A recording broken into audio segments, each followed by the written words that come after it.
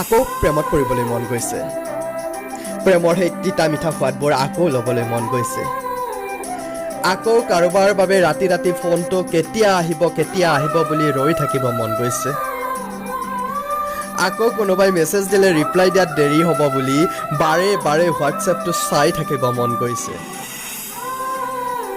আকৌ কাৰোবাৰ মিছা মিছা বাহানাবোৰ শুনি মন বেয়া কৰিবলৈ মন গৈছে। আকৌ কাৰোবাৰ লগত অভিমান কৰিবলৈ মন গৈছে।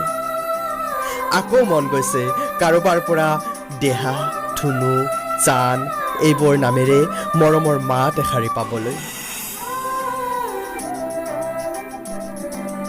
আকৌ এবাৰ সৰু সৰু কথাত কাজিয়া কৰিবলৈ মন গৈছে।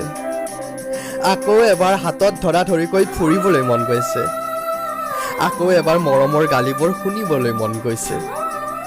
আকৌ এবাৰ খঙৰ ভমকত বাৰে বাৰে ফোনটো কাটি দিব আৰু মই বাৰে বাৰে কল বেক কৰি থাকিবলৈ মন গৈছে। খঙৰ ভমকত ওলাই অহা সেই যে দুই এটা অশালীন শব্দ, সেই শব্দকেইটা আকৌ এবাৰ শুনিবলৈ মন গৈছে। হয়, মোৰ আকৌ এবাৰ প্ৰেমত পৰিবলৈ মন গৈছে। য'ত কাৰোবাৰ প্ৰতি সঁচা মৰম থাকে, সঁচা প্ৰেম থাকে, তাত মনত দুখ আঘাত পোৱাটো তেনেই স্বাভাৱিক। কিন্তু সেই তিতা মিঠা অনুভৱবোৰৰ আমেজেই সুকীয়া। হয়, মোৰ আকৌ এবাৰ প্ৰেমত পৰিবলৈ মন গৈছে। শুনিছে নহয়, মোৰ আকৌ এবাৰ প্ৰেমত পৰিবলৈ মন গৈছে হে।